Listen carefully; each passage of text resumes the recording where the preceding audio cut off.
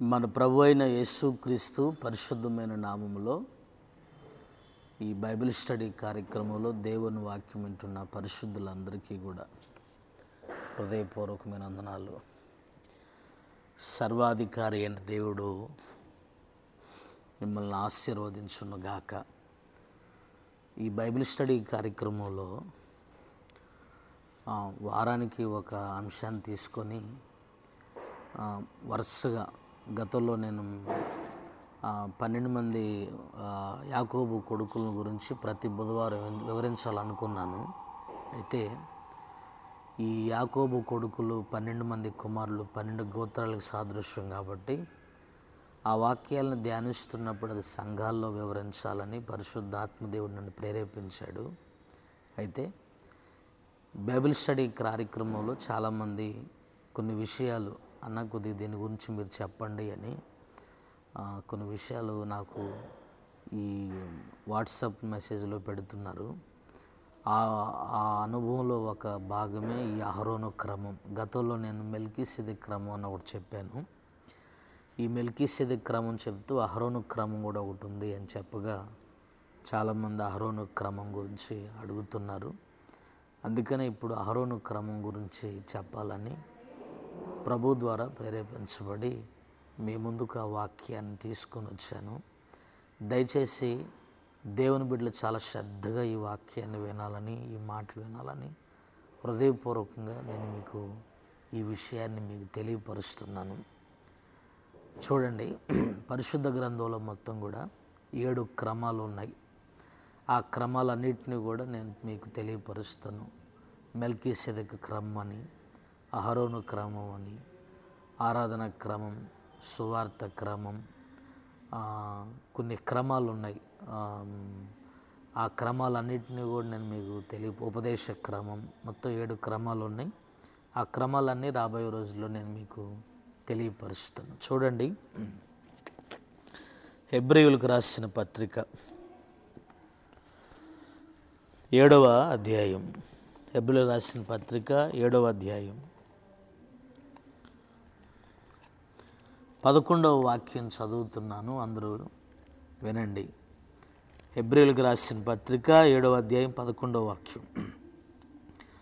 ఆ లేవీయులు యాజకులై ఉండగా ప్రజలకు ధర్మశాస్త్రము నీయబడెను గనుక ఆ యాజకుల వలన సంపూర్ణ సిద్ధి కలిగిన ఎడల అహరోను క్రమములో చేరినవాడని చెప్పబడక మెల్కీసెదెకు క్రమము చొప్పున వేరొక యాజకుడు రావలసిన అవసరమేమి?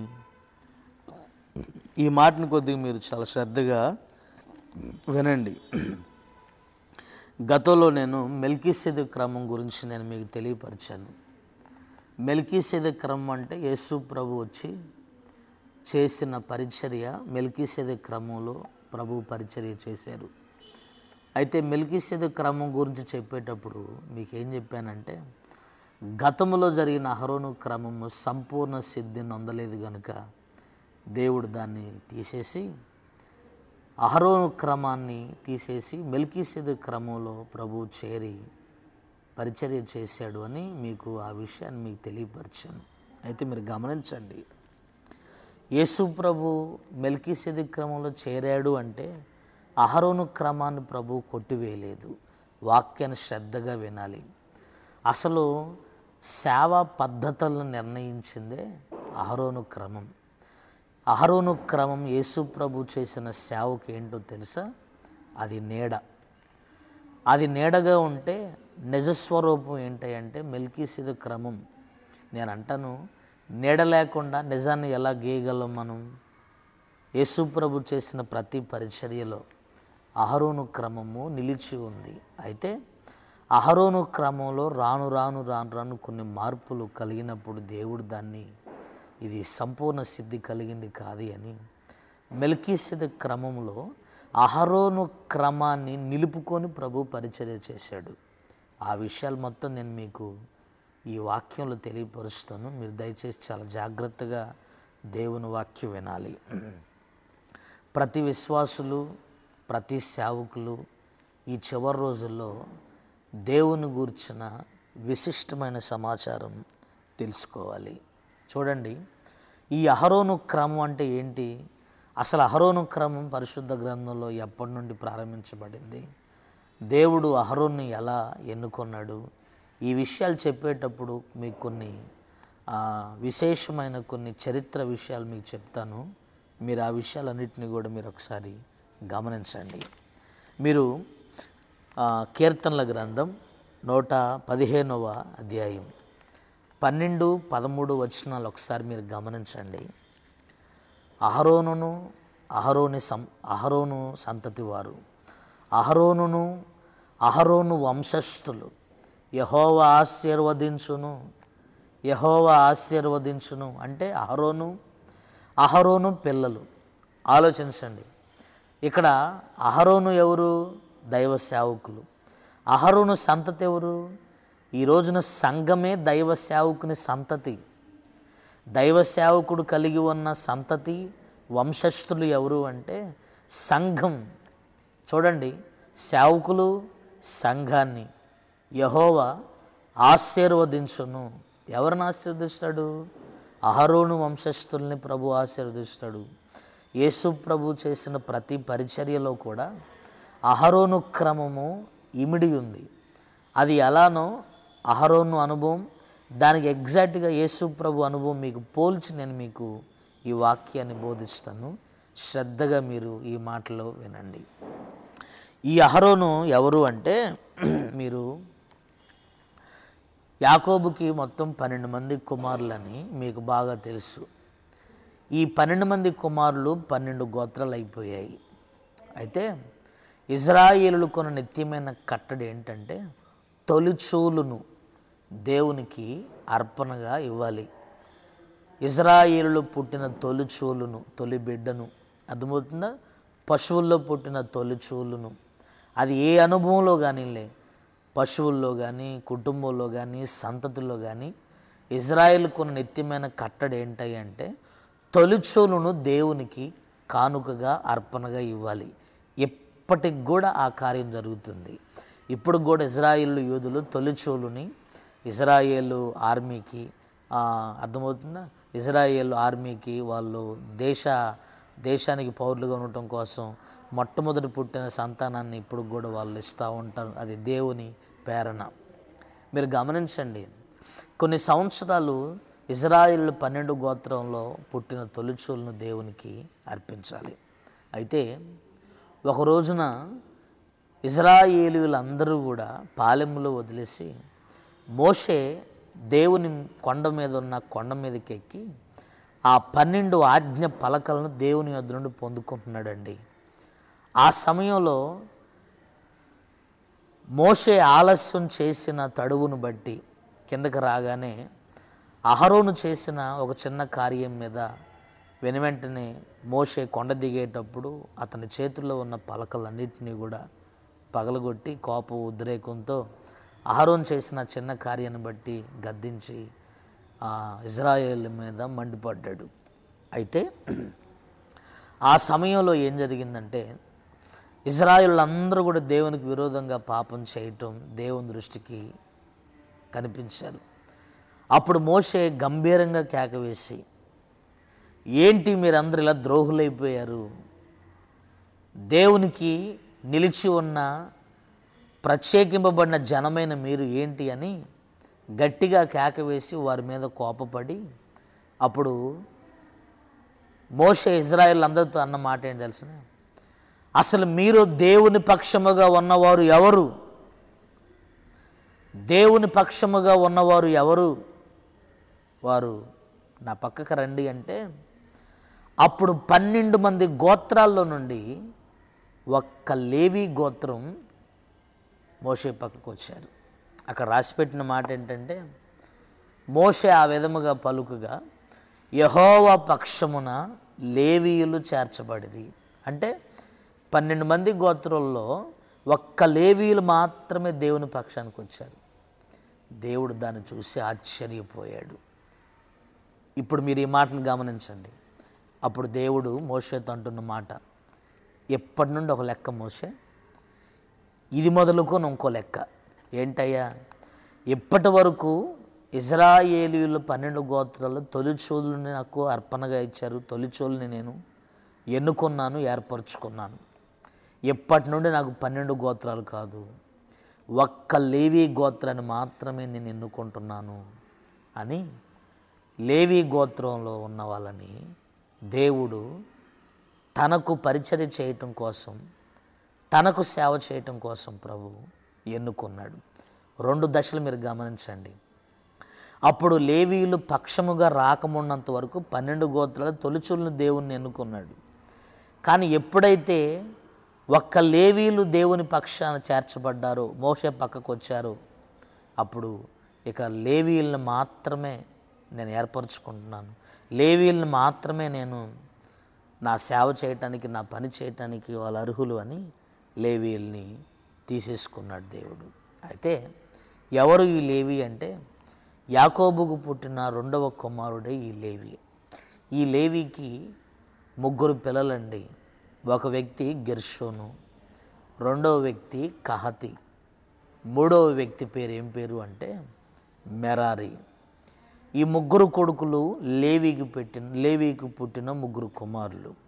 ఈ 3 కుమారులు దేవుని పరిచర్య చేయటానికి మోషే వాళ్ళని నియమించి ఎవరెవరు ఎక్కడ అర్థమవుతుందో ఆ ప్రత్యక్ష గుడారంలో ఎవరెవరు ఏం పని చేయాలనేది దేవుని పరిచర్యకు ఈ లేవీయులు పరిచర్య చేస్తూ ఉన్నారు.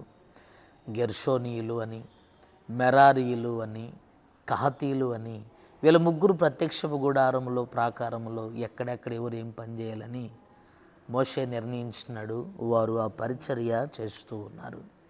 అయితే మీరు గమనించండి, ప్రత్యక్షపు గుడారంలో ఈ 3 పరిచర్య చేస్తున్నారు, కానీ యాజకత్వపు సేవ మాత్రం ఒక్క అహరోనుకే దక్కింది.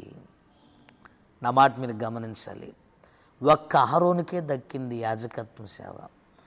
అహరోనుకి ఎందుకు దేవుడు యాజకత్వ సేవ ఇచ్చినాడు? ఈ అహరోను ఎవరు అంటే లేవీకి 3 కుమారులు అన్నా కదా, గెర్షోను, కహతి, మెరారి. ఈ 2వ కొడుకు కహతి ఉన్నాడు చూసారా, కహతీకి ఒక కుమారుడు పుట్టాడు, అతడి పేరు అమ్రాము. ఈ అమ్రాముకి 3 పిల్లలు. ఎవరు అంటే ఈ 3 పిల్లలు, 1 అహరోను, 2 మోషే. వీళ్ళిద్దరికీ అక్క మిరియాము. అహరోను మోషే కంటే 4 ఏండ్లు పెద్దోడండి. అయితే మీరు గమనించండి, లేవీ కుమారులు గెర్షోనీయులు, కహతీయులు, మెరారీయులు ప్రత్యక్ష గుడారములో పరిచర్య చేయటానికి మాత్రమే వారు నియమింపబడ్డారు. అయితే అతి పరిశుద్ధ స్థలంలోకి వెళ్ళి కరుణాపీఠం మీద ఉంచబడి నిబంధన మందసము దగ్గర యాజకత్వపు సేవ చేయటానికి మాత్రం అహరోను ఒక్కడే నియమింపబడ్డాడు. అహరోను ఒక్కడే ఏర్పరచబడ్డాడు. అహరోను ఒక్కడే ఎన్నుకోబడ్డాడు.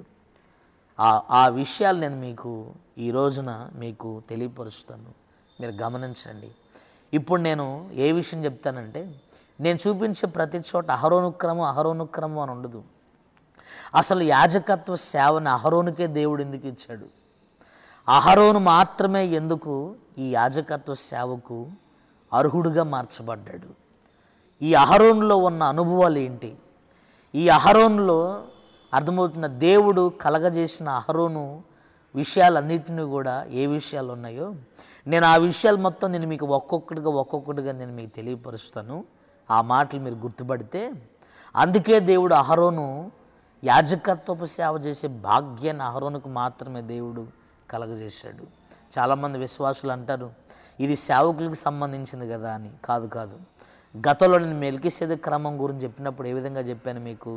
ఈ విషయాలు మీరు తెలుసుకోవాలి. విశ్వాసులైన మీరు మెల్కీసెదెకు క్రమంలో మీరు చేరి ఈ చివరి దినాల్లో ఆత్మ సంబంధమైన భక్తిని మీరు చేయాలి. అయితే యేసు ప్రభు చేసిన మెల్కీసెదెకు క్రమానికి నీడ ఇదిగో ఈ అహరోను క్రమమే. ఈ అహరోను క్రమంలో అహరోనుకున్న అనుభవాలన్నీ కూడా ఒక 6 విషయాలు నేను మీకు తెలియపరుస్తాను. క్లుప్తంగా ఏమీ కొద్దిగా నేను మీకు తెలియపరుస్తానంతే. దానికి ఎగ్జాక్ట్గా యేసు ప్రభుకి ఆ లక్షణాలు, ఆ అనుభవాలు ఉన్నాయి.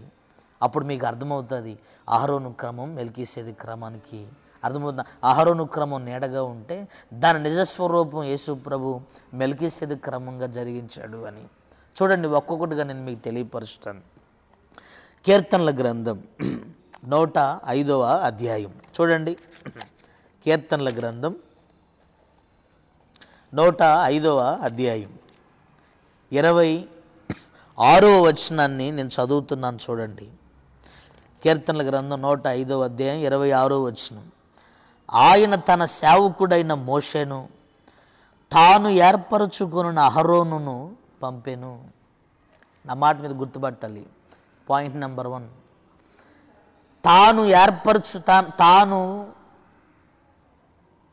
తాను తన సేవకుడైన మోషేను యెహోవా ఏర్పరచుకున్న అహరోనును దేవుడు పంపెను. అంటే ఈ అహరోను ఎవరో తెలుసా? పిలవబడి ఏర్పరచబడిన వాడు. ఇక్కడ ఏర్పాటుకు ముందు ఆ విషయాన్ని మీరు గుర్తుపట్టాలి. ఇప్పుడు దీనికి ఈక్వల్గా ఇంకో వాక్యం చూడండి. హెబ్రీలకు రాసిన పత్రిక 5వ అధ్యాయం. ఇక్కడ ఇదే మాట, అహరోనుకు సంబంధించిన ఇదే మాట యేసు ప్రభువుని గురించి రాసిపెట్టి చూడండి. 5వ అధ్యాయము 4వ వాక్యం. హెబ్రీలకు రాసిన పత్రిక 5వ అధ్యాయం 4వ వాక్యం. మరియు ఎవడునూ ఈ ఘనత తనకు తానే వహించుకొనుడు గాని అహరోను పిలవబడినట్లుగా దేవుని చేత పిలవబడిన వాడై ఈ ఘనత పొందెను. చూసారా? మెల్కీసెదెకు క్రమం గురించి భక్తుడైన పౌలు హెబ్రీ తన పత్రికలో వివరిస్తూ అహరోను ఎలా అయితే పిలవబడ్డాడో, అహరోను పిలవబడినట్లుగానే మన ప్రభు అయిన యేసుక్రీస్తు కూడా పిలవబడ్డాడు. ఆలోచించండి. పిలవబడిన అహరోను ఏమయ్యాడంటే ఏర్పరచబడ్డాడు. పాయింట్ నెంబర్ 1, పిలవబడి ఏర్పరచబడిన అహరోను. నేను కొన్ని విషయాలు చెప్తున్నప్పుడు అహరోను క్రమం అంటే ఏంటంటే, ఇప్పుడు నేను చెప్తున్న ఈ అనుభవాలే అహరోను క్రమం. ఇప్పుడు ఈ విషయాలన్నీ కూడా సేవలో ఉన్నాయో లేదో. రెండోది, నీ ఆధ్యాత్మిక జీవితంలో ఈ రోజున ఈ విషయాలన్నీ ఇమిడి ఉంటే అప్పుడు ఆధ్యాత్మికంగా నీవు అహరోను క్రమాన్ని నీ శరీరములో ఇమిడ్చుకొని మెల్కీసెదెకు క్రమాన్ని నువ్వు నిజస్వరూపముగా భక్తి చేస్తున్న దానివై, భక్తి చేస్తున్న వాడివై ఉన్నావు. నా దేవుడి కృప నీకు అనుగ్రహించునుగాక. దేవుడు ప్రతి ఒక్కరిని పిలుచుకుంటాడు. వాక్యం ద్వారా పిలుచుకుంటాడు, సువార్త ద్వారా పిలుచుకుంటాడు, దర్శనం ద్వారా పిలుచుకుంటాడు. ఆలోచించండి, ఈ రోజున ప్రతి ఒక్కరిని దేవుడు పిలుచుకుంటున్నాడండి. అయితే ఈ రోజున చాలామంది విశ్వాసులు సంఘములోకి పిలవబడుతున్నారు, కానీ పిలవబడిన తర్వాత ఏర్పరచబట్టలేదు. గమనించండి, పిలుపు వేరు, ఏర్పాటు వేరు. ఒకటి, దేవుడు పిలుచుకుంటాడు. పిలుచుకున్న పిలుపును కొంతమంది ఏం చేస్తారంటే నిర్లక్ష్యం చేస్తారు. ఈరోజు నువ్వు ఒక సంఘంలో సభ్యురాలుగా ఉన్నావు అంటే గుర్తుపట్టు, నీ అంతటి నువ్వు విశ్వాసిగా నువ్వు ఆ సంఘములో నిలబడలేదు, పిలవబడ్డావు. నువ్వు ఆశ్చర్యకరమైన తన వెలుగులోకి దేవుడు నిన్ను ఏం చేశాడంటే పిలుచుకున్నాడు. మీరు మొదటి పత్రిక, పేతురు రాసిన పత్రిక 2వ అధ్యాయం మీరు గమనించండి. ఒకప్పుడు మీరు చీకట్లో ఉంటే ఆశ్చర్యకరమైన తన వెలుగులోకి ఆయన మిమ్మల్ని పిలుచుకున్నాడు. అయితే ఈ రోజున మీరందరూ ఎవరో తెలిసిన పిలవబడిన వారైన మిమ్మల్ని దేవుడు ఏం చేశాడంటే రాజులైన యాజక సమూహంగా దేవుడు మార్చాడు. మీకు అర్థమైందా? అహరోను ఎలా యాజకుడయ్యాడు? ఎందుకు అతను ఒక్కడే నిర్ణయింపబడ్డాడు అంటే, అహరోను ఎంతోమంది ఉన్నారు, కానీ దేవుడు వారిని పిలుచుకున్నాడు. ఈరోజు చూడండి, అన్యులకి సువార్త అందలేదు, చాలామందికి యేసు ప్రభుని తెలుసుకోలేదు అంటే ఒక్కొక్కరికి ఒక్కొక్క రోజు నిర్ణయించున్నాడు. అయితే అప్పటి వరకు ఇప్పుడు అందరి జనాల్లో ఉన్న నిన్ను దేవుడు ఏం చేశాడంటే సువార్త ద్వారా, వాక్యము ద్వారా దేవుడు నిన్ను పిలుచుకున్నాడు.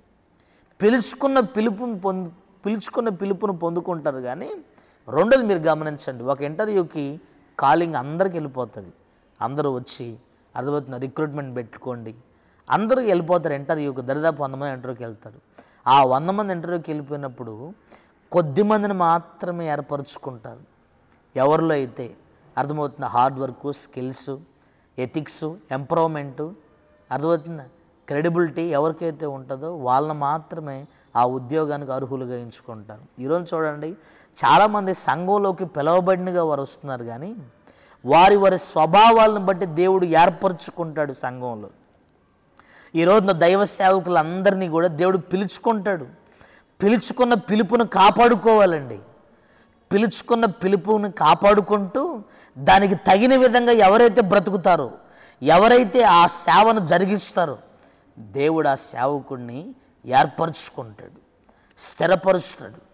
ఈరోజు చూడండి, చాలామంది పిలుపుకు తగినట్లుగా అర్థమవుతున్న ఆ పిలుపుని జాగ్రత్త చేసుకోవటం, ఆ పిలుపుని అర్థమవుతున్న జాగ్రత్తగా కాపాడుకోవటం చేత కాకుండా ఆ పిలుపు విషయంలోనే బలహీనమైపోయి మరలా లోకంలో కలిసిపోతున్నారు. ఏర్పరచబట్టలేదు, ఎన్నుకోబట్టలేదు. అందుకే చూడండి, చాలామంది కొద్ది రోజులు భక్తి, నెల రోజులు భక్తి, 2-3 నెలల భక్తి, సంవత్సరం భక్తి, శ్రమలు వచ్చేంతవరకు భక్తి, రోగాలు వచ్చేంతవరకు భక్తి. కొన్ని పరిస్థితులు ఎప్పుడైతే మనిషి జీవితంలో నెలకొల్పబడతాయో భక్తిని వదిలి మరలా లోకంలో తిరిగి పాపం చేయట్లేదా? పిలుపును కోల్పోయిన వాళ్ళందరూ కూడా, పిలుపును కోల్పోయిన వాళ్ళు, పిలుపు కలిగిన సేవకులు ఎంతమంది ఈ రోజున మరలా వెనక్కి అడుగేసి లేనిపోని వ్యవహారాలు చేసేవారు లేదా? మీరు గమనించండి, ఈ అహరోను పిలవబడినవాడు, 2 ఏర్పరచబడినవాడు. పిలుపును జాగ్రత్తగా కాపాడుకొని, అర్థమవుతుందా, ఆ పిలుపును చాలా జాగ్రత్తగా కాపాడుకున్న తర్వాత దేవుడు ఏం చేశాడంటే ఏర్పరచుకున్నాడు. ఈరోజు చూడండి, ఒక మాట చెప్తాను చూడండి.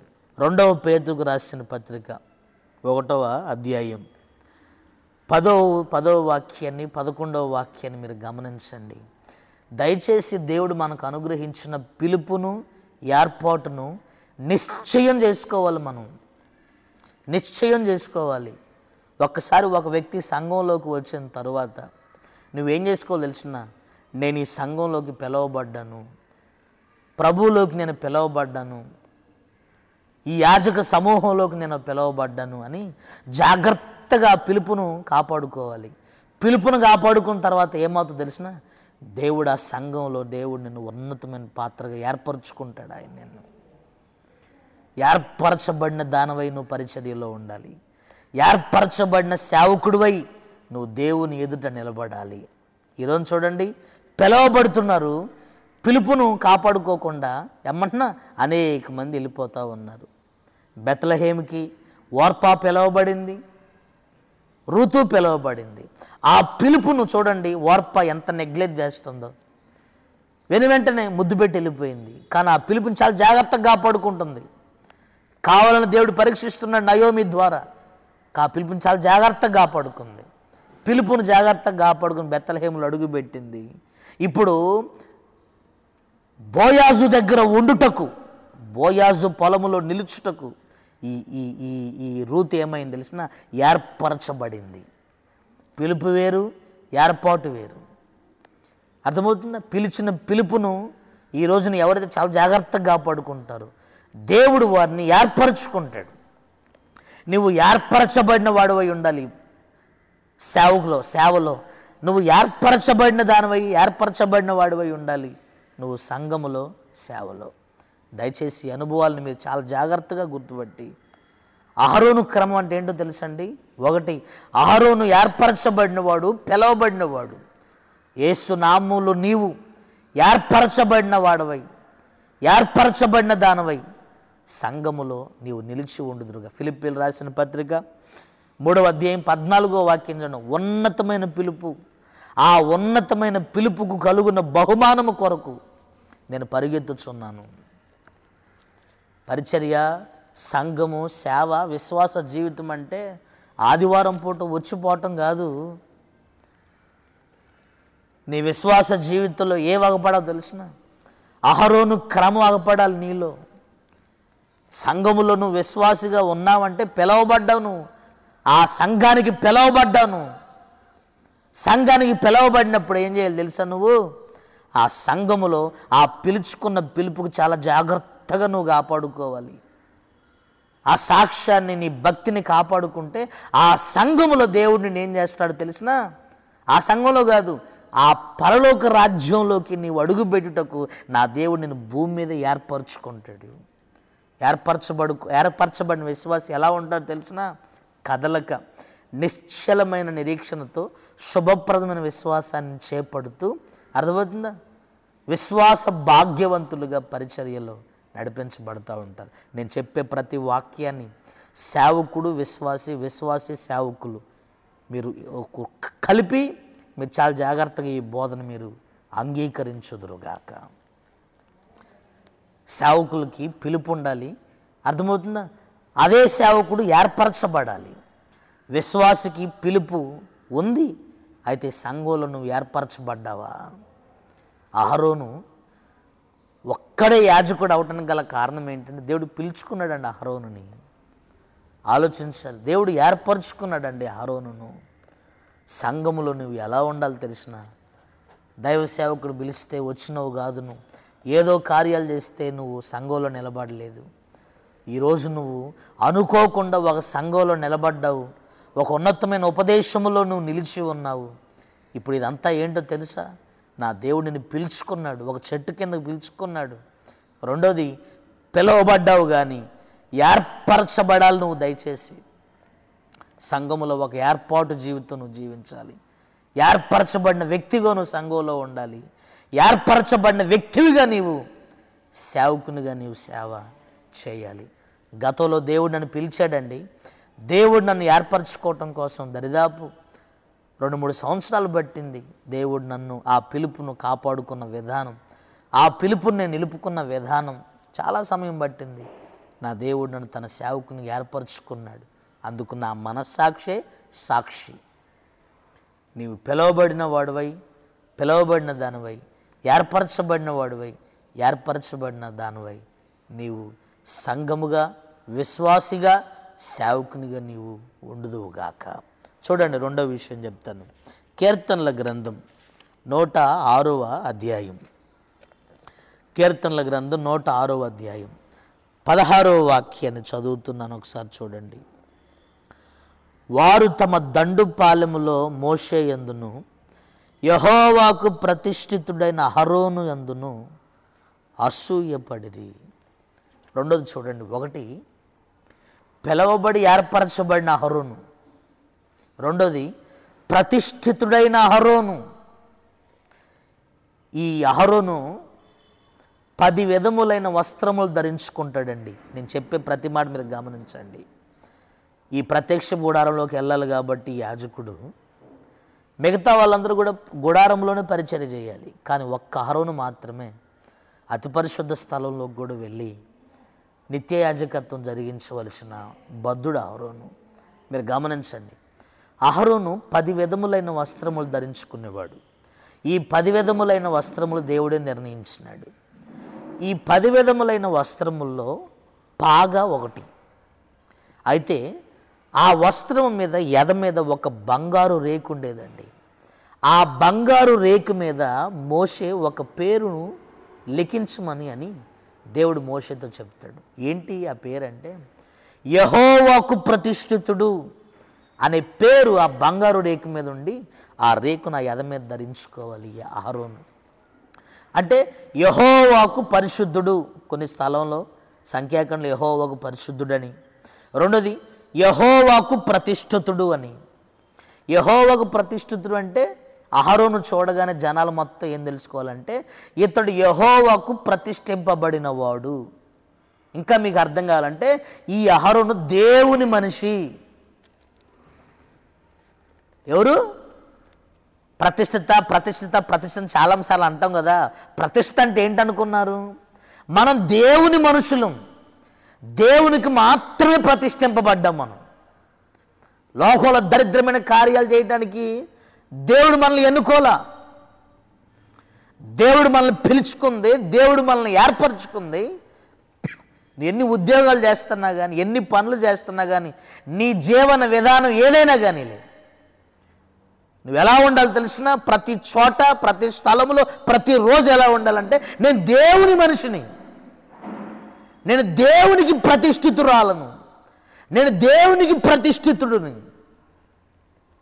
మోయాబులో నయోమి 2 కొడుకులు అక్కడ తిరుగుతూ ఉంటే వాళ్ళ ఎదల మీద ఈ పలకలు చూసే అర్థమవుతుందా? ఏంటి ఆశ్చర్యంగా ఉంది? మా 12 గోత్రాల పేర్లు ఇవి, మేము దేవునికి ప్రతిష్ఠితులు. హామాన్తో అంటున్నాడు మొర్దెకై, యూదులో మేము దేవునికి ప్రతిష్ఠితులు, మేము, నువ్వు నాకు రాజు కావచ్చు. అర్థమవుతుందా? నువ్వు రాజైనా కానీ మీరు రాజీ పడము. దేవునికి ప్రతిష్ఠితులు అంటే దేవునికి సంబంధించిన మనుషులండి. ఆయనతో ఉన్నవారు ఆయనకు ఉండాలి. అంతేగాని ప్రతిష్ఠితులు చాలామంది చెప్పుకొని తిరుగుతూ ఉంటారు. అడ్డమైన కార్యక్రమాలు మొత్తం చేస్తూ ఉంటారు. సంఘములో ఒక విశ్వాసం ఎలా ఉండాలి తెలిసినా, ప్రతిష్ఠత కలిగి ఉండాలి. దేవునికి సంబంధించిన మనిషివి నువ్వు. చూడండి ఒకసారి కీర్తనల గ్రంథం, మీరు ఒకసారి ప్రకటన గ్రంథం చూడండి. ప్రకటన గ్రంథం 17వ అధ్యాయం, ప్రకటన గ్రంథం 17వ అధ్యాయం 14వ వచనం చూడండి. తనతో ఉన్నవారు, చూడండి, తనతో ఉన్నవారు ఎవరండి? ఇందాక చెప్పినా కదా, పిలవబడిన వారు, ఏర్పరచబడిన వారు, నమ్మకమైన వారు. ఇందాల పాయింట్లోంచి ఇగో ఈ అనుభవం ఉండండి. పిలవబడిన వారు, అయిపోయింది కదా. ఈ పిలవబడిన వారు, ఏర్పరచబడిన వారు ఎలా ఉండాలి? దేవునికి నమ్మకంగా ఉండాలి. అది ప్రతిష్ఠత. ఆయనకే నమ్మకంగా ఉండాలి. ఒక వ్యభిచారి గోమేరు, ఈ గోమేరుని వివాహం చేసుకోవటం కోసం అర్థమవుతున్న హోషయ్య వెళ్ళాడు. ఈ హోషయ్య వెళ్ళి అంటున్నాడు, ఎప్పటి వరకు నువ్వు ఎవరెవరికో ఉన్నావు, నేను నిన్ను ప్రదానం చేసుకుంటున్నాను, నేను నిన్ను నమ్మి ప్రదానం చేసుకుంటున్నాను. ఇక మీదట నువ్వు నాకు నిత్యము ఉండున్నట్లు. ఆ మాట మీరు గమనించండి, 2వ అధ్యాయంలో ఉంటాయి. ఇక మీదట నీవు నాకు నిత్యము నాకుండున్నట్లు. ఎప్పటి వరకు నువ్వు ఎవరెవరికో ఉన్నావు గోమేరు. అర్థమవుతుందా? ఇంటోడికి, ఇంటి పక్కనోడికి, వాళ్ళకి, ఏళ్ళకి అందరికి ఉన్నావు నువ్వు. ఇక మీదట నువ్వు ఎవరికి ఉండకూడదు. ఎవరి అనుభవాలు నీకు ఉండకూడదు. నువ్వు నాకే ఉండున్నట్లు, నువ్వు నాదానువు. ప్రతిష్ఠత అంటే ఏం తెలిసిన, దేవునికి మనం ఉండాలండి. దేవునికి మనం నమ్మకస్తులంగా ఉండాలి. అహరోను ప్రతిష్ఠింపబడిన అహరోను క్రమం అంటే ఇప్పుడు నేను చెప్తున్న ఈ పాయింట్లు మీరు గమనించండి. పిలవబడి ఏర్పరచబడిన వాడు అహరోను. నువ్వు సంఘంలోకి పిలవబడి ఆ పరిచర్యలో ఏర్పరచబడాలి. అర్థమవుతుందా? పరిస్థితులు మన రంగులు మార్చకూడదు. రెండోది మీరు గమనించండి, ప్రతిష్ఠింపబడాలి. నువ్వు దేవునికి మాత్రమే నీవు ఉండాలి. అడ్డమైన ప్రతి వాటికి, లోక సంబంధమైన వాటికి, లౌకిక స్వభావాలకి ఉండకూడదు. పడవలో ఉన్నాడండి యోనా, ఏమంటున్నాడు? ఎబ్రియుడు నేను, జీవము కలిగిన యెహోవాను సేవించుచున్నవాడు నేను. ప్రతిష్ఠత. ఆలోచించాలి ఒకసారి. పరిశుద్ధ గ్రంథములో ప్రత్యేకంగా మేము ఎవరు? జీవము కలిగిన యెహోవాను సేవించుచున్నవారు మేము, ప్రతిష్ఠితులు మేము. ప్రతిష్ఠిత అంటే దేవునికి సంబంధించిన మనిషి. అహరోను బంగారు రేకు మీద నేను యెహోవాకు ప్రతిష్ఠిత, నేను దేవునికి సంబంధించిన మనిషిని. నా పని, నా కార్యాలు, నా వ్యవహారాలు మొత్తం కూడా దేవునికి సంబంధించినవి. దేవునికి సంబంధించిన మనిషి దేవుని విషయంలో నమ్మకంగా ఉండాలి. పద్దాల ప్రతిష్ఠిత జనాలకు అర్థం కావట్లా. ప్రతిష్ఠ అంటే ఏం తెలిసిన, మనకు దేవునికే మనం ఉండాలి, దేవునికే మనం నమ్మకంగా ఉండాలి, దేవునికే మనం నమ్మకంగా అన్నీ జరిగించాలి. ఇంకోటి మనం చేయకూడదు, ఇంకోటి మనకు అలవాటు కాకూడదు. అది ప్రతిష్ఠత. ఒకసారి నువ్వు సంఘంలోకి అడుగుపెట్టిన తర్వాత, ఒక్కసారి నువ్వు సేవకు ప్రతిష్ఠించుకున్న తర్వాత, ఆయనతో ఉన్న నీవు ఎలా ఉన్నా తెలిసిన, నమ్మకంగా ఉండాలి, నమ్మక ద్రోహం చేయకూడదు. అది ప్రతిష్ఠత. అర్థమవుతుందా? పరిశుద్ధ గ్రంథంలో నానా విధాలుగా 3 విషయాలు చెప్తాను చూడండి. వేటికి దేవుడు యేసుప్రభుకు ఒకసారి మీరు చూడండి, యోహాను సువార్త 10వ అధ్యాయం 36వ వాక్యం చూడండి. అక్కడ ఒక వ్యక్తి వాదం పెట్టుకుంటున్నాడు. మీకేం చెప్పినాను? అహరోనులో ఉన్నాయి మళ్ళీ యేసుప్రభు లాగపడ్డాయని చెప్పినాను. ఇందాలు ఏం చెప్పినాను? అహరోను పిలువబడినట్టుగా యేసుప్రభు పిలువబడ్డాడు. ఇక్కడ అహరోను ప్రతిష్ఠింపబడ్డాడు కదా, మరి యేసుప్రభు ప్రతిష్ఠింపబడ్డాడు. చూడండి 10:36, యోహాను 10:36, నా తండ్రి నన్ను ప్రతిష్ఠిత చేసి లోకానికి పంపాడు. అట్లాంటి వాళ్ళతో నువ్వు వాద్యం ఆడతారా? వాదం చేస్తున్నారేంటి? చూసారా, అహరోను ఎలా అయితే ప్రతిష్ఠింపబడ్డాడో నా ప్రభు అయిన యేసుక్రీస్తు కూడా ప్రతిష్ఠింపబడ్డాడు. అర్థమవుతుందా? అహరోను క్రమం గుంట నా దేవుడు మెల్కీసెదెకు క్రమాన్ని సంపూర్ణ యాజకత్వంగా చేశాడు. ఆమేన్. ఆలోచించండి ఒకసారి. అహరోను ప్రతిష్ఠింపబడ్డాడు, ఇక్కడ యేసు ప్రభు కూడా తండ్రి చేత ప్రతిష్ఠింపబడ్డాడు. తండ్రి అహరోను ప్రతిష్ఠ చేశాడు పాత నిబంధనలో. ఇప్పుడు చూడండి, మరి యేసు ప్రభును కూడా అదే తండ్రి ఏం చేశాడు? ప్రతిష్ఠిత చేసి మన మధ్యలోకి పంపినాడు. మరి మీరు ఎలా ఉండాలి? ప్రతిష్ఠ చేయాలి కదా. 3 విషయాలు చెప్తాను చూడండి, వీటిలో ABC. చూడండి, 1 పేతురుకు రాసిన పత్రిక 3వ అధ్యాయం 15వ వాక్యం, హృదయమందు మన ప్రభు అయిన యేసు క్రీస్తుని మీరు ప్రతిష్ఠ చేసుకోవాలి. మీ హృదయమందు, అర్థమవుతుందా? మన ప్రభు అయిన యేసు క్రీస్తుని మీరు ప్రతిష్ఠ చేసుకోండి. ఆ హృదయంలోకి ఏది పోకుండా చూసుకోండి. మన హృదయంలో ఉండవలసింది దేవుడే. మన హృదయంలో నిలువెల్ల కొలువై ఉండవలసిన దైవం మన ప్రభు అయిన యేసు క్రీస్తు. ఆయన్ని ఇక్కడ ప్రతిష్ఠ చేసుకోవాలి. ఆయన ప్రతిష్ఠితుడిగా ఉంటే ఇక మిగతా ఏమి రావు హృదయంలోకి. ఈరోజు చూడండి, ఆయన ఉండవలసిన స్థానంలో మనుషులు పోయి కూర్చుంటున్నారు, డబ్బు పోయి కూర్చుంటుంది, వ్యామోహాలు పోయి కూర్చుంటున్నాయి, ఇంకోటి పోయి కూర్చుంటున్నాయి. మళ్ళీ అవన్నీ చేసుకుంటూ మేము పెద్ద ప్రతిష్ఠితులు, మేము పెద్ద అది. ఈరోజు సేవకులు డబ్బు గురించి డబ్బు గురించి తెగ ప్రసంగాలు చేస్తూ ఉంటారు. ఈ మనిషికి ఎల్లప్పుడూ హృదయంలో ఉండేదే డబ్బు. అర్థమవుతుందా? కుల ప్రస్తావన, డబ్బు ప్రస్తావన, ఇవన్నీ చెప్పడానికి బాగానే ఉంటాయి. ఫస్ట్ మీ హృదయంలో యేసు ప్రభువుని ప్రతిష్ఠ చేసుకోండి. విశ్వాసులారు గుర్తుపెట్టుకో, నీ హృదయంలో ఉండవలసింది ఆ మనిషో ఈ మనిషో ఇంకోటో కాదు, నా ప్రభువుని ప్రతిష్ఠ చేసుకొని హృదయంలో. చూడు, నిర్గమాకాండం 32వ అధ్యాయం 29వ వాక్యం చూడండి. మిమ్మల్ని మీరే ప్రతిష్ఠ చేసుకోవాలి. ఎవడో వచ్చి ప్రతిష్ఠించడు. కొంతమంది అంటూ ఉంటారు, అర్థమవుతుందా? నాకు పలానా రోజు అభిషేకం, నాకు పలానా రోజు ప్రతిష్ఠత, అది వేరే అనుభవం. అసలు మొట్టమొదట నిన్ను నువ్వు దేవునికి ప్రతిష్ఠ చేసుకోవాలండి. నీ తీర్మానం, అర్థమవుతుంది, నీ వడంబడిక నీలో నుండి రావాలి. ఇక మీదట నేను దానికి ఉండను, దీనికి ఉండను, ఆ వ్యవహారాలకు ఉండను, ఆ పనికి మన స్వభావాలకు ఉండను. ఇక నన్ను నేను నా దేవునికి ప్రతిష్ఠ చేసుకుంటున్నాను. ఉన్న ఈ శేష జీవితం నా దేవునికే.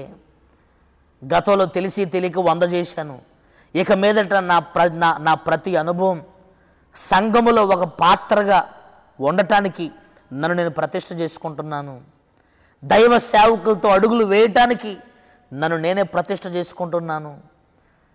దైవ సేవకులతో పాటు ఉండి వారు చేస్తున్న ఉన్నతమైన పరిచర్యలో నన్ను నేను పాలిభాగస్తుడినిగా, నా కుటుంబం, మమ్మల్ని మేము పరిచర్య కొరకు, అర్థమవుతుందా, సంఘము కొరకు, సేవ కొరకు మమ్మల్ని మేము ప్రతిష్ఠ. ఎవరో చెప్పకూడదండి, మిమ్మల్ని ఎవరో వచ్చి యేసుప్రభు వచ్చి మేము ప్రతిష్ఠ చేయడం, సేవకులు వచ్చి మేము ప్రత్యేకంగా నెత్తి మీద చేయబడి ప్రతిష్ఠ, మిమ్మల్ని మీరే ప్రతిష్ఠ చేసుకోవాలి. దేవునికి నమ్మకంగా ఉండాలి. నన్ను నేను ఇక మీద నాకు అలవాట్లు వద్దు, నేను దేవునికే ఉండాలి. ఈ శరీరం, నా అలవాట్లు, నా అనుభవం నా దేవునికి ఉపయోగపడాలి. 1, మీ హృదయం అందు ప్రభువుని ప్రతిష్ఠ చేసుకోవాలి. 2, మిమ్మల్ని మీరే దేవునికి అసలు ప్రతిష్ఠ చేసుకోవాలి. చూడండి, యోహాను సువార్త 17వ అధ్యాయం 17వ వాక్యాన్ని ఒకసారి మీరు నోట్ చేసుకోండి. అక్కడ రాసిపెట్టిన మాట ఏంది? ప్రభువా, సత్యమందు వెళ్ళిన ప్రతిష్ఠత చేయి, సత్యమందు వెళ్ళిన ప్రతిష్ఠత చేయి. నీ వాక్యమే సత్యం. సత్యవాక్యమందు ప్రతిష్ఠితులుగా మీరు ఉండాలి. ఉపదేశమే సత్యం. ఆ ఉపదేశమందు మీరు ఎలా ఉండాలంటే ప్రతిష్టత కలిగి ఉండాలి. వాక్యం విషయంలో చాలామంది ఈ రోజున అర్థమవుతుందా, వినేటప్పుడు బాగా వింటారండి. ఆ వాక్యము నిమిత్తం ఎప్పుడైతే వారు వ్యక్తిగత జీవితంలో శ్రమలు వచ్చినప్పుడు వెంటనే ఆ వాక్యం నుంచి ఎన్నో ఉపదేశాలు విని విని విని విని విని విని ఉన్న వాళ్ళు కూడా ఈ రోజున బలహీనమైపోతారంటే ఇప్పటికీ నాకు ఆశ్చర్యమే. ప్రసంగాలు గంటల గంటలు విన్నోళ్ళు కూడా ఎలా తిరిగి మరలా పడిపోతున్నారు, ఎలా తిరిగి మరలా లోకంలో కలిసిపోతున్నారు, ఎలా దేవునికి ద్రోహులుగా మార్చబడుతున్నారు, ఇప్పటికీ నాకు అర్థం కాదండి. నిజంగా వాక్యానికి ఆ వ్యక్తి ప్రతిష్టత చేసుకుంటే ఆ వ్యక్తి చాలా నమ్మకంగా ఉంటాడు. దేవునిలో ఆ వ్యక్తి చాలా అర్థమవుతుందా, నమ్మకంగా ప్రతిష్ఠిత కలిగిన వ్యక్తిగా, ప్రతిష్ఠిత కలిగిన స్త్రీగా నా దేవుడు ఆ వ్యక్తిని స్థిరపరుస్తాడు. ఆ మాట మీకు అర్థమైంది. ఒకటి, అహరోను క్రమం అంటే అహరోను పిలువబడి ఏర్పరచబడ్డాడు. రెండు, అహరోను ప్రతిష్ఠింపబడిన వాడు.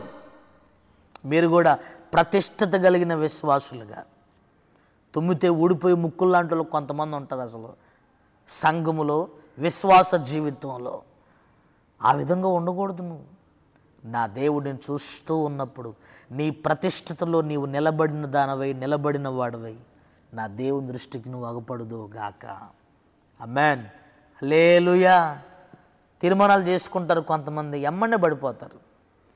ఎమ్మనే రోజులు మారుతున్న కొలది ప్రవర్తనలు మారిపోతున్నాయి ఈ రోజున. స్థలాలు మారుతున్న కొలది స్వభావాలు మారిపోతున్నాయి ఈ రోజున. పక్కన మనుషులు మారిపోతున్న కొలది క్రియలు మారిపోతున్నాయి ఈ రోజున. అదేందో అర్థం కాదు అసలు. నేను అంటాను, అబ్రహామును విడిచిపెట్టి పోయినాడు లోతు. లోతులో ఎటువంటి స్వభావాలు మారలేదే, లోతులో ఎటువంటి సొదొమ గొమొర కార్యక్రమాలు మరి పనిచేయలేదే. ప్రతిష్టత ఎక్కడున్నా కానీ నేను దేవునికి సంబంధించిన వ్యక్తిని లోతు నిలుపుకున్నాడు. ఆమేన్.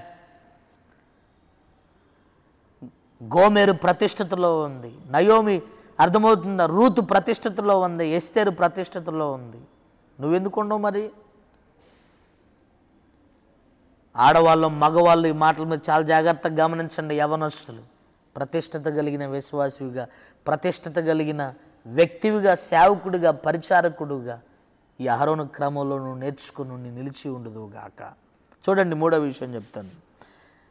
లేవీ కాండము 10వ అధ్యాయం, లేవీ కాండము 10వ అధ్యాయం 1 నుంచి మీరు ఒక 3 వచనాలు మీరు గమనించండి. ఈ అహరోనుకి 4 కుమారులండి. ఇద్దరు ఒక ఎత్తు అయితే మరొక ఇద్దరు ఇంకో ఎత్తు. ఇద్దరు కుమారులు ఏం చేశారంటే అన్యాగ్ని తీసుకొని వచ్చారు. వీళ్ళు కూడా గుడారంలో పరిచయం చేస్తున్నారు. అన్యాగ్ని, వేరొక అగ్ని తీసుకొచ్చి అక్కడ బలిపీఠం మీద వేశారు. ఎప్పుడైతే వేరొక అగ్నిని తీసుకొని వచ్చి ఇద్దరు కుమారులు, 4 కుమారుల్లో 2 కుమారులు అన్యాగ్ని తీసుకొని వచ్చి అక్కడ వేసినప్పుడు దేవుని కోపము రగులుకొని అక్కడి నుండి ఒక భయంకరమైన అగ్ని జ్వాల బయలుదేరి వాళ్ళిద్దరిని కాల్చేసిందండి. ఉన్న పాటున కాల్చేసింది. మీరు గమనించండి. వెంటనే దేవుడు అహరోనుతో మాట్లాడుతున్నాడు. అహరోను, నన్ను నేను పరిశుద్ధపరుచుకుంటున్నాను, వ్యసన పడిపో మాకు, నీ పిల్లగాళ్ళని ఇదైపో మాకు. క్రమం తప్పారు. ఆ మాట మీరు చాలా జాగ్రత్తగా గమనించండి. వాస్తవానికి అక్కడ వేయవలసిన అగ్ని ఒక్కటే, ఆ అగ్ని వేయకుండా వేరొక అగ్నిని తీసుకొచ్చేసారు. అంటే పరిచర్యలో ఒక క్రమం ఉంది, ఆహారం చేసే క్రమంలో ఒక క్రమం ఉంది. ఆ క్రమం తప్పారండి వీళ్ళిద్దరు కుమారులు. కన్న కొడుకులు ఎప్పుడైతే క్రమం తప్పి వేరొక అగ్నిని తీసుకొచ్చి అగ్నిలో వేస్తే దేవుడు వాళ్ళిద్దరిని చంపి దేవుడు అహరోనుతో మాట్లాడుతున్నాడు. పరిశుద్ధపరుచుకుంటున్నాను. అక్కడ అహరోను ఏం చేశాడు తెలుసా? అక్కడ అహరోను ఏం చేశాడు తెలిసిన? 4వ వచనాన్ని మీరు నోట్ చేసుకోండి. మౌనంగా చూశాడు, మౌనంగా ఉన్నాడు. అసలు ఈ పాయింట్ ఎంత ఉన్నతమైంది అనుకున్నారు? కన్న కొడుకులు కళ్ళ ముందు కాలిపోతున్నారండి. కన్న కొడుకులు కళ్ళ ముందు కాలిపోతున్నారు. కన్న కొడుకులు సేవ విషయములో క్రమం తప్పితే, బంధుప్రీతి చూపించకుండా క్రమం తప్పితే దేవుడు ఊరుకోడు అని దేవుని సేవ విషయంలో క్రమం కలిగిన వాడు. క్రమం తప్పిన కన్న కొడుకులు చచ్చిపోతున్నా కానీ మోషే ఎలా ఉన్నాడు తెలిసినా, అహరోను ఎలా ఉన్నాడు తెలిసినా, మౌనంగా ఉన్నాడు. నా కొడుకులు గాలిపోతున్నారే. పరిశుద్ధ గ్రంథంలో ఏలీ ఒకడు ఉన్నాడు. ఏలీ కూడా మంచి యాజకుడే, కానీ బంధుప్రీతి కలిగిన వాడు. వాళ్ళ కొడుకుల విషయం వచ్చేసరికి రాజీ పడ్డాడు. కొడుకుల దగ్గరకు వచ్చేసరికి చేసే చెడ్డ పనులన్నిటి విషయంలో అర్థమవుతుందా, వాళ్ళకి ఏదైనా అయినప్పుడు ఎమ్మంటనే చాలా మదన పడిపోతా ఉన్నాడు ఏలీ. అహరోను అట్లా కాదు. ఇది నిత్య యాజకత్వం, ఇది యాజకత్వపు సేవ. కొడుకైనా, భార్య అయినా, తల్లి అయినా, అమ్మైనా, అయినోళ్ళైనా, బంధువులైనా కానీ ఒక్కసారి క్రమం తప్పితే ఎమ్మని బంధుప్రీతి కలిగిన వాడై మధ్యలో జ్వరబడి మాట్లాడేవాడు కాదు అహరోను. మధ్యలో జ్వరబడి బాధపడేవాడు కాదు అహరోను. ఈ అహరోను క్రమ విషయంలో చాలా నిబద్ధత కలిగిన వాడు అహరోను. ఆమెన్. వాళ్ళు కాలిపోతా ఉన్నారు, మౌనంగా చూస్తూ ఉన్నాడు. ఆమెన్. క్రమం విషయంలో మంచి నిబద్ధత కలిగిన వాడు అండి అహరోను. కళ్ళ ముందు కొడుకులు చచ్చిపోతుంది ఎట్టుంటే చెప్పండి ఒకసారి. ఈరోజు చూడండి, ఒక దైవజనుడికి పిలుపు ఉండిద్ది, ఆ దైవజనుడి పిల్లలకు మాత్రం పిలుపు ఉండదు. సినిమా డాన్స్లు వేస్తూ ఉంటాడు ఆయన ముందు ఒకడు. అర్థమవుతుందా? ఈరోజు దైవ సేవకుల పిల్లల్లో ఆ దైవ సేవకుల్లో ఉన్న పిలుపు ఏర్పాటు లేదు. అయినా ఏంటి, అయ్యగారు కొడుకు కదా, అయ్యగారు కూతురు కదా, అయ్యగారికి సంబంధించిన కదా. ఇక్కడ చూడండి అహరోను ఏం చేస్తా ఉన్నాడో, కాలిపో, వేరొక అగ్నిని తీసుకొచ్చేసావు నువ్వు.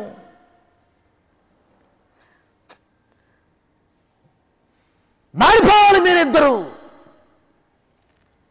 వాళ్ళిద్దరు కాలేటప్పుడు నాన్న నాన్న నాన్న అని ఎన్ని కేకలు వేసి ఉంటారు గమనించండి.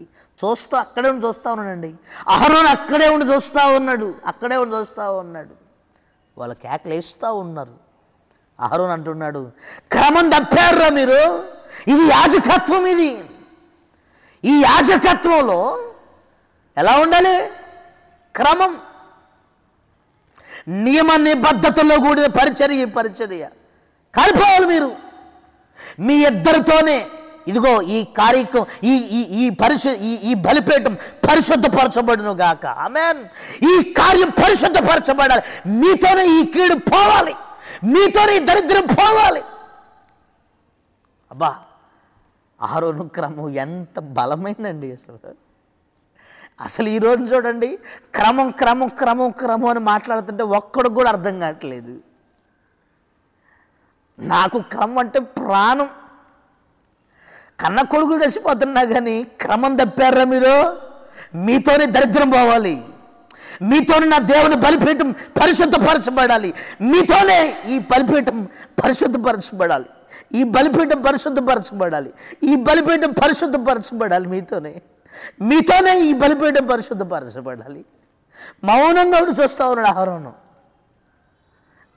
అసలు ఈ రోజున సంఘములో ఉన్న సేవకులు మొత్తం సేవకులందరూ అలా ఉంటే, అసలు విశ్వాసులు ఎక్కడ క్రమం తప్పినా కానీ ఆ విధంగా చాలా క్రమశిక్షణ కలిగిన వాడుగా అహరోను వలె ఉంటే సంఘాలు ఎంత బలంగా ఉండు, సంఘాలు ఎంత అభివృద్ధి చెందు, సంఘాలు ఎంత మాన్యత కలిగిన అనుభవంలో ఉండు. నా దేవుడు ఆ కృపను నేటి రోజుల్లో నా దేవుడు అనుగ్రహించునుగాక.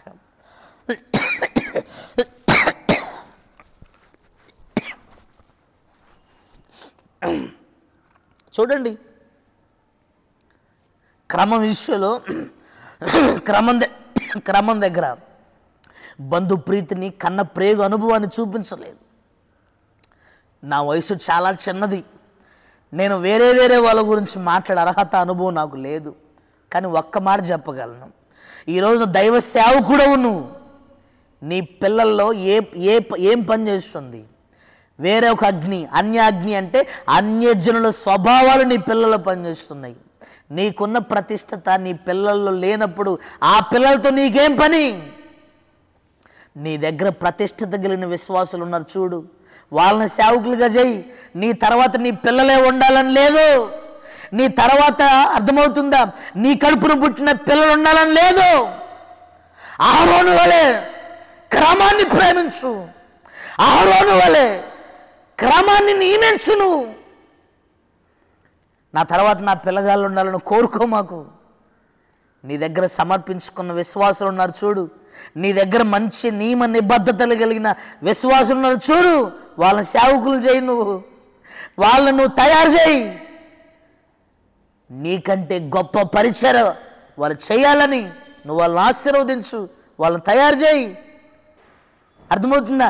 నీ ఇంట్లో ఉన్న వాళ్ళ కంటే ఎక్కువగా నీ క్రమానికి అప్పగించుకున్న వాళ్ళని విశ్వాసుల్లో ఉన్నారు. గుర్తుపట్టు నా దైవజనులారా. వాళ్ళు అర్థమవుతుందా? అప్పుడు ఉన్నతమైన స్థాయి నువ్వు దేవుని దగ్గర నుంచి పొందుకుంటావు. అహరోను క్రమ విషయంలో అర్థమవుతుంది, చాలా నియమ నిబద్ధత కలిగిన మౌనంగా ఉన్నాడు. దీంట్లో యేసు ప్రభుకు అనుభవం తెలుసు కదా, గొర్రె బొచ్చు కత్తిరించు వాని ముందు మౌనముగా ఉన్నట్లు ఆయన మౌనముగా ఉన్నాడు. ఒక్కొక్క పాయింట్లో నేను అహరోనులో ఉండేది యేసు ప్రభువులో ఉండేది రెండు పోల్చి చెప్తున్నాను నేను మీకు. ఇక్కడ అహరోను మౌనంగా ఉన్నాడు, క్రమం తప్పి మాట్లాడుతున్నాడు. పిలాతు అక్కడ పొంతి పిలాతు దగ్గర యేసు ప్రభు మౌనంగా ఉన్నాడు. ఆమేన్. నా దేవుని ప్రియులైన మీరందరూ కూడా నిశ్చయముగా క్రమం విషయంలో నిబద్ధత కలిగి ఉండుదురుగాక. అహరోను క్రమం అంటే ఇదే. అహరోను క్రమం అంటే ఇదే. ఒకటి, పిలవబడి ఏర్పరచబడిన అహరోను, ప్రతిష్ఠింపబడిన అహరోను. మూడోది, క్రమశిక్షణలో నిబద్ధత కలిగిన అహరోను. అక్కడ బంధుప్రీతి, అయిన ప్రీతి ఏమి ఉండవు. క్రమం ఇది యాజకత్వం, దైవ భయంతో చేయాలరా అని మనకు మాదిరి చూపిస్తున్నవాడు అహరోను. యేసు ప్రభుకు మాదిరి చూపించినాడండి అహరోను. ఆలోచించండి, ఒక పెండ్లి విందులో ద్రాక్షారసం అయిపోయింది అని చెప్పేసి రాలేదా మరియా, ఎమ్మంటే ఏమన్నాడు ప్రభు, అమ్మా నాతో నీకేమి, అమ్మా నాతో నీకేమి అన్నప్పుడే అహరోను గుర్తు రావట్లేదా? నాన్న అని కేక వేశారు, మీ ఇద్దరితో నాకేమి. ఈ పాయింట్ నాకు నన్ను బాగా బలపరుస్తుంది. క్రమం, సేవకులో క్రమం ఉండాలి, సంఘానికి ఒక క్రమం ఉండాలి. నువ్వు కూడా క్రమాన్ని ప్రేమించు. కొంతమంది విశ్వాసులు క్రమాన్ని ప్రేమించరు, సనుగుతా గొనుగుతా ఉంటారు. ఏంది ఇట్టే జరగాలని రూల్ ఉందా? అట్టే జరగాలని ఉంది. మరి అది సేవకులు నిర్ణయించింది కాదు. సేవ విధంగా ఉండాలి, అమ్మా నువ్వు విధంగా ఉండాలి. సంఘంలో కొన్ని క్రమాలు ఉంటాయి, దాన్ని నువ్వు ప్రేమించు. క్రమశిక్షణను ప్రేమించిన కుమారుడు దీవెన నొందును. చూడండి, సంఖ్యాకాండం 16వ అధ్యాయం. ఇంకో విషయం చెప్తున్నాను. సంఖ్యాకాండం 16వ అధ్యాయం 47, 48 వాక్యాలు మీరు గమనించండి. ఇజ్రాయేలుల మీదకి భయంకరమైన తెగులు వచ్చిందండి. వెంటనే మోషే వాళ్ళ తమ్ముడు, అనయా ప్రజలు చచ్చిపోతూ ఉన్నారు, నువ్వు దోపార్తిని తీసుకునిరా. అక్కడ చూడండి, చచ్చిన వారికి బ్రతుకున్న వారికి మధ్యలో దోపార్తిని తీసుకొని పరిగెత్తాడండి. వాళ్ళ మధ్యలో నిలబడితే దెబ్బకి తెగులాగిపోయింది. చూసారా? సంఖ్యాకాండము 16వ అధ్యాయం 47, 48 ఈ 4వ పాయింట్ మీరు గమనించండి. అహరోను దోపము వేయువాడు. అహరోను దోపము వేయువాడండి. అసలు ఎంత శ్రద్ధ చూడండి ఒకసారి. అక్కడ పరిగెత్తుకుని పోయాడంట. ప్రజలు ఎప్పుడైతే చావు బ్రతుకుల మధ్యలో ఉన్నారో, ప్రజలు ఎప్పుడైతే నాశనకరమైన అనుభవంలో ఉన్నారో, ఆ ప్రజల పట్ల భారం చూడండి ఒకసారి. ఆ ప్రజలను ఏదో ఒకరు రక్షించాలి, ఆ ప్రజలను ఏదో రకంగా బ్రతకాలి. ఆత్మల భారం కలిగిన వాడు, సేవ భారం కలిగిన వాడు. అర్థమవుతుందా? ప్రజలందరినీ బ్రతకాలి, కుటుంబాలన్నీ బ్రతకాలి. తెగులు చేత ఏ ఒక్కరు నాశనం అయిపోకూడదని పరిగెత్తుకొని పోయాడు. చూడ, ఆ పాయింట్ మీరు నోట్ చేసుకోవాలి. పరిగెత్తుకొని పోయాడంట. అంటే సంఘం పట్ల, సేవ పట్ల, ప్రజల పట్ల ఎంత చురుకుదనం కలిగిన వ్యక్తి అండి అహరోను. ఈరోజు చూడండి, దైవ సేవకుడు అన్ని విషయాలు కాదు, సంఘం దగ్గరకు రాగానే, విశ్వాసుల దగ్గరకు రాగానే, ప్రజల దగ్గరకు రాగానే ఆ చురుకుదనం పనిచేయాలి. ఈరోజు చాలామంది దైవ సేవకులు ఒక్క ఆదివారం పూట కూటమి చూసుకుంటారండి. మిగతా సోమవారం నుండి శనివారం దాకా సొంత విషయాల్లో చురుగ్గా ఉండటం, ఆయన కుటుంబ విషయాల్లో చురుగ్గా ఉండటం. దైవ సేవకులు మీరు సేవ విషయంలో చురుగ్గా ఉండాలి. విశ్వాసుల జీవితంలో, విశ్వాసుల కుటుంబాల కొరకు నువ్వు చురుగ్గా వారి విషయంలో నువ్వు ఎలా ఉండాలంటే వేగిరమే దూపము వేయవాడండి, దూపము వేయవాడు. ఈ రోజున నీ కుటుంబము అర్థమవుతుంది. నీ కుటుంబంలో ఉన్న పరిస్థితులన్నీ కూడా చావు బ్రతుకుల మధ్యలో ఉన్న నీ కుటుంబం బ్రతకాలంటే దయచేసి అహరోను వలె దూపం వేయి. దూపం అంటే మీకు తెలుసు కదా, ప్రార్థన చేయి. అహరోను దూపము వేయవాడు. దయచేసి నువ్వు కూడా దూపం వేయి. నహూము పుస్తకం 2వ అధ్యాయం ప్రారంభపు వాక్యం ఒకసారి మీరు గమనించండి. లయకర్త నీ మీదకు వస్తున్నాడు. నిన్ను లయపరచడానికి లయకర్త నీ మీదకు వస్తున్నాడు. నడుము బిగించుకో, బహుబలముగా వాడిని ఎదిరించాలంటే ప్రార్థన ఒక్కటే. ఈరోజు చూడండి, ప్రార్థన లేదు. ఈరోజున కుటుంబంలో చావు బ్రతుకుల మధ్య జీవము లేని అనుభవాలు నీ కుటుంబంలో, నీ జీవితంలో ఏలుబడి చేయటానికి గల కారణం తెలిసిన ప్రార్థన లేక. దూపము వేయి, దూపార్తిని చేతపట్టుకో. నీ కుటుంబం బ్రతుకుతుంది, నీ పిల్లలు బ్రతుకుతారు, నీవు బ్రతుకుతావు. నీ కుటుంబంలో ఎక్కడైతే మృతతుల్యమైన అనుభవాలు నెలకొల్పబడుతున్నాయో వాటిని చంపి బూడిద చేసే ఒకే ఒక్క మంత్రం నీ నోట్లో నుండి, నీ హృదయంలో నుండి, నీ చేతులు పైకెత్తి నువ్వు చేస్తున్న ప్రార్థనా దూపం ప్రార్థనా దూపం వేయి. తెల్లవారుజామున లేచి ప్రార్థనా దూపం వేయి. ప్రార్థనా దూపాన్ని హెచ్చు చేయటువంటి ఉపవాసమే హెచ్చు చేయటం.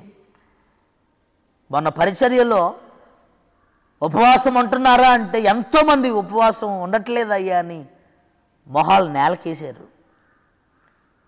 ప్రార్థన హెచ్చు కాకపోతే దేవుడు నీ కుటుంబాన్ని ఎలా హెచ్చిస్తాడు, నిన్ను ఎలా హెచ్చిస్తాడు, నీ కుటుంబంలో కార్యాలు, నీ జీవితంలో కార్యాలు ఎలా చేస్తాడు? శ్రద్ధ అర్థమవుతుంది. అక్కడ నాశనం జరుగుతుంది, పరిగెత్తుకుని పోయాడు అహరోను. నీ కుటుంబంలో నాశనాలు జరుగుతున్నాయి, నీ శరీరంలో నాశనాలు జరుగుతున్నాయి. పరిగెత్తు అనుభవం అంటే చురుగ్గా లేచి ప్రార్థన చేయి, చురుగ్గా నిద్రలేసి ప్రార్థన చేయి, తెల్లవారు లేచి ప్రార్థన చేయి, మధ్యాహ్నం పూట కూడా ప్రార్థన చేసుకో, రాత్రి పూట ప్రార్థన చేయి. పరిగెత్తుకుంటూ పోయి ఎలా అయితే అహరోను నిలబడ్డాడు, అర్థమవుతుందా? నువ్వు ఆ విధంగా నిలబడాలి.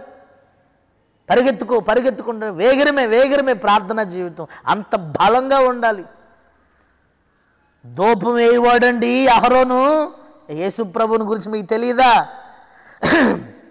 పగలంతా సువార్త ప్రకటన, రాత్రంతా ఒలీవ కొండల మీదకి ఎక్కి ప్రార్థన. అహరోను సేవ ఎలా చేసిన ప్రార్థనతో సేవ చేశాడు.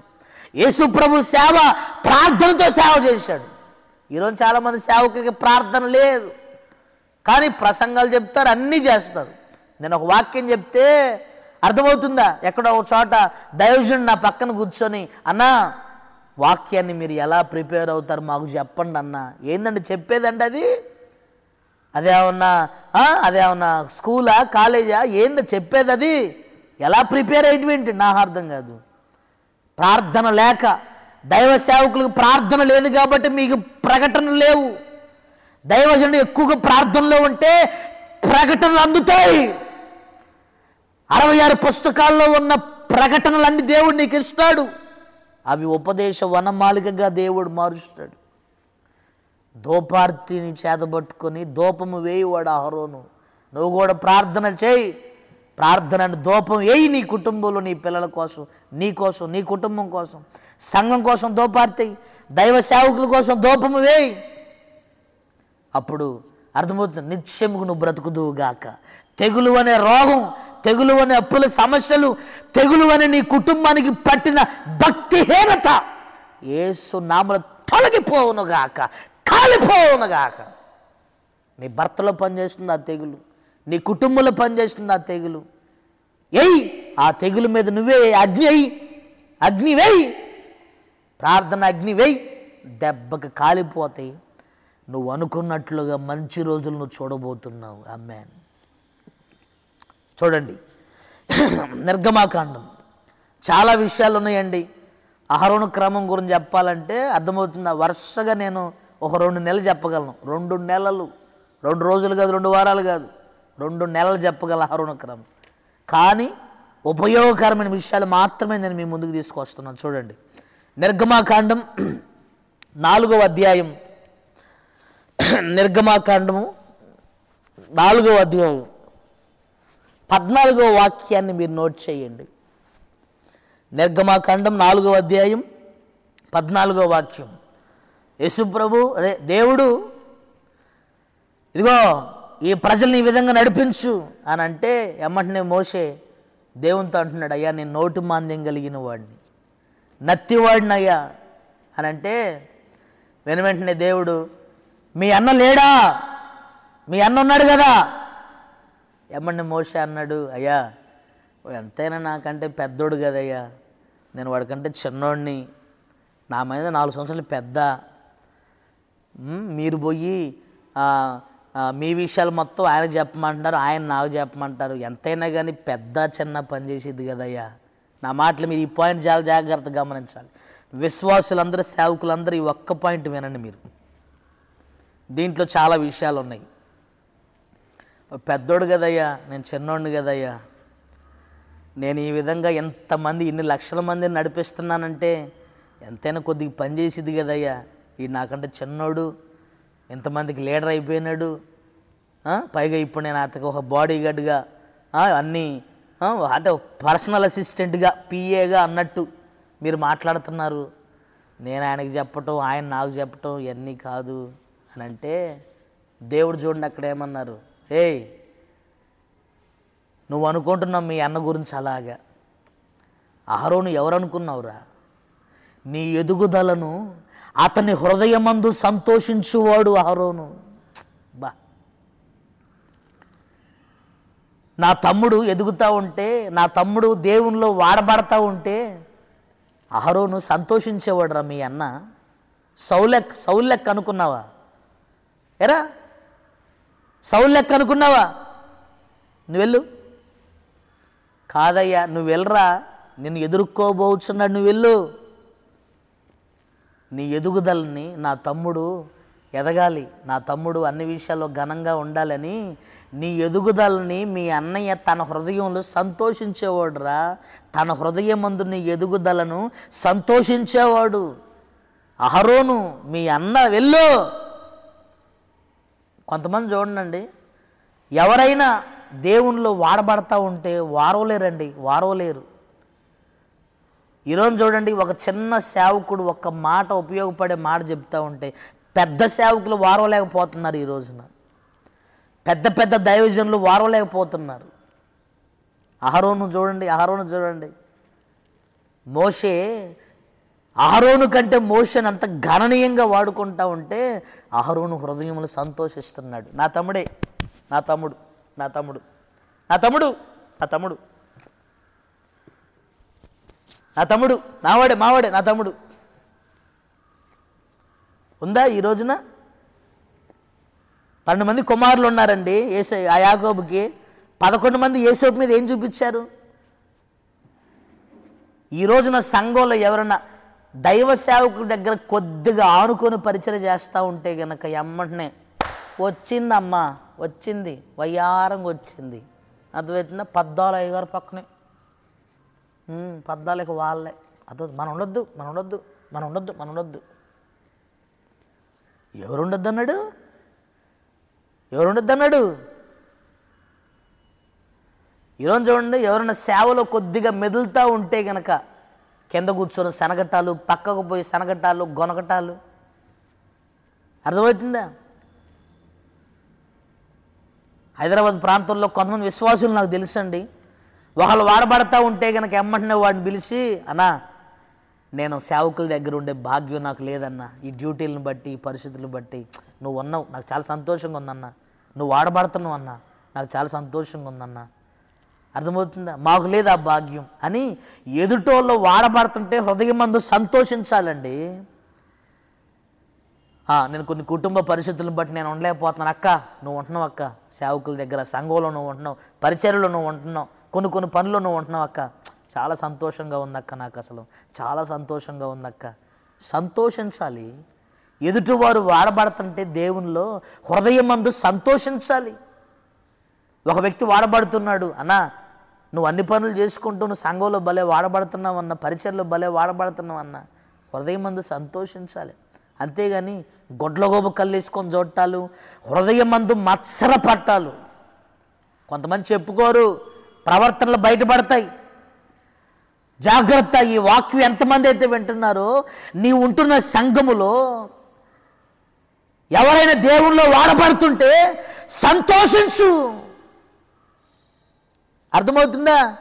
అంతేగాని కొంతమంది మరి విడ్డూరంగా అట్ట చేసి పక్క వచ్చిన మేము మళ్ళీ రేపు పొద్దున్న నువ్వే, నీకు ప్రతిష్టత లేదు.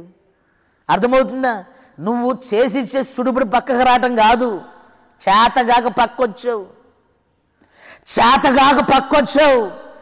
ప్రతిష్టతలో నిలబడలేక పక్కొచ్చావు, పిలుపులో నిలబడలేక పక్కొచ్చావు, ఏర్పరచబడక పక్కొచ్చావు. వీడు చేతగాక పక్కకొచ్చి సుడిబడి ఇప్పుడు చేస్తున్న వాళ్ళని చూసి అన్నీ అయిపోయి మేము పక్కొచ్చినాం. ఇప్పుడు ఏళ్ళొచ్చి ఎలగెత్తున్నారు, ఏళ్ళొచ్చి ఎలగబోతున్నారు. రేపొద్దున వాళ్ళని తల తన్నేటట్లుగా తయారవుతారు. జాగ్రత్త. నీకు లేని అనుభవం ఇంకోళ్ళలో కూడా ఉండిద్దని చేతగాక వచ్చావు. ఎవరైనా అంతే. ఈ రోజున పక్కకు పోయారంటే చేతగాక, నిలబడలేక, ఆ దేవుళ్ళు అంత నిష్టగా ఉండలేక అన్నమాట. నీ కుటుంబంలో ఎవరైనా ఎదుగుతూ ఉంటే వారు వాళ్ళు అన్నదమ్ములు పిల్లలు ఉంటారండి, వారు లేరు. మా అన్నయ్య కదా, మా పెద్దనాన్న కొడుకే, మా అబ్బాయి కొడుకే, మా అన్నయ్య కొడుకు, మా అక్కాయి, అరే మా బామర్దిగాడు, అరే మా పిల్లలు అని ఎవరైనా ఎదుగుతుంటే, ఒక ఉద్యోగం వచ్చి ఒక ఇల్లు కట్టుకుంటే హృదయమందు సంతోషించాలి. వాళ్ళ పిల్లలు పాస్ అయితే హృదయమందు సంతోషించాలి. నీ అన్న పిల్లలు, నీ పిల్లల పిల్లలు, నీ కుటుంబాలు, నీ అన్నదమ్ముల పిల్లలు, నీ అక్కజల్లెల పిల్లలు, అర్థమవుతుందా? నీ కుటుంబ సభ్యులు, దూరాన బంధువులు అందరూ ఎవరైతే ఉంటారో కాస్త ఎదుగుతూ ఉంటే సంతోషించాలి. హృదయమందు సంతోషించాలి, మత్సర పెట్టకూడదు. హృదయమందు సంతోషించాలి.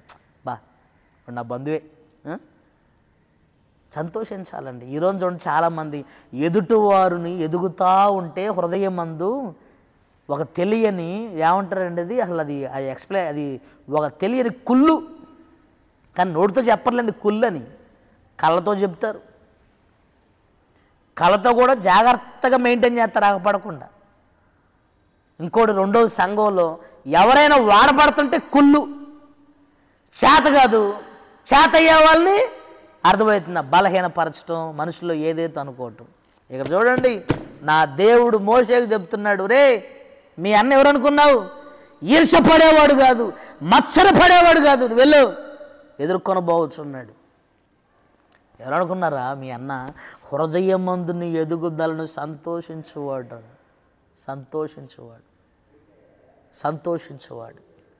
ఆమేన్, హల్లెలూయా. ఇదే అనుభవం యేసుప్రభులో చెప్పనా? యేసుప్రభు శిష్యులు యేసుప్రభు దగ్గరికి వెళ్ళి, అయ్యా ఇదిగో నీ నామందు ఇక్కడ ఒకళ్ళు దెయ్యాలను వెళ్ళగొడుతున్నారు, నీ నామందు వీళ్ళు ఒకళ్ళు కార్యాలు చేస్తున్నారు అయ్యా అసలు అని అంటే, యేసుప్రభు అంటాడు సంతోషించి, వాడు మనవారేరా. అబ్బా, చూసారా? అంతేగాని ఓరి అమ్మ నాకు కాంపిటీషన్గా వేరే సంఘం వచ్చిందా, నాకు కాంపిటీషన్గా వేరే సేవ వచ్చిందా? ఈరోజు చూడండి, ఒక ప్రాంతంలో ఒక వాడబడే సేవకుని చూసి కొంతమంది సేవకులు నా దగ్గరికే వచ్చి, అసలు నువ్వు ఇక్కడ ఉండకూడదు, ఇట్లాంటి ప్రజలకు నువ్వు సెట్టు కావు, నువ్వు పెద్ద పెద్ద పట్టణంలో ఉండాలి, నువ్వు పెద్ద పెద్ద సిటీల్లో ఉండాలి. దేవుడు ఎక్కడైతే చూపిస్తారో అక్కడే కదా వెళ్ళి పరిచర్య చేయాలి. ఇప్పటికి కూడా అండి, నేను విశ్వాసుల గురించి ఆలోచించేవాడిని కాదు కాబట్టి నా చుట్టూ ఎన్ని అనుభవాలు జరిగినా అసలు నేను పొరపాటుని ఇదవను. ఎవరికి అప్పగించిన పని వారిది. రేపొద్దున ప్రభు వారి వారి క్రియల చొప్పున జీతం ఇస్తాడు. నేను ఏనాడు కూడా ఒక సేవకులు, నేనే ఒక చిన్న సేవకుడిని, నాకే ఏం లేదాడా, కానీ నా పరిస్థితి చెప్తున్నా, అందరిని చూసి నేను చక్కగా సంతోషిస్తాను, ఒక్కటే బాధపడతాను, వాక్యం కలిగిన సంఘాలుగా ఉండాలి. పరిశుద్ధాత్మ నడిపింపు కలిగిన పరిచర్యలుగా ఉండాలి. హృదయం మంది సంతోషించాలి. అర్థమవుతుంది, ఓరు నాకు ఆపోజిట్ అవుట్ వచ్చింది, నాకు ఎదురు అవుట్ వచ్చింది, నాకు ముందు అవుట్ వచ్చింది అని అర్థమవుతుంది.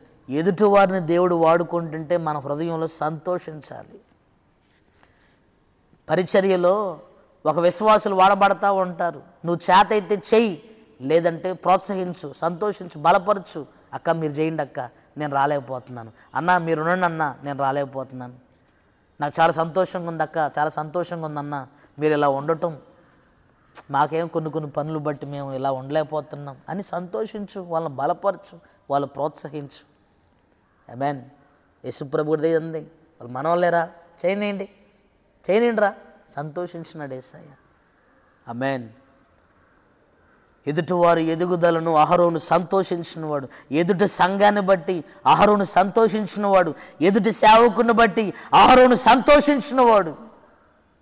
యేసు నామములో మీరు కూడా అలాగూ ఉండుదురుగాక. ఆఖరి ఒక్క విషయం చెప్తాను చూడండి.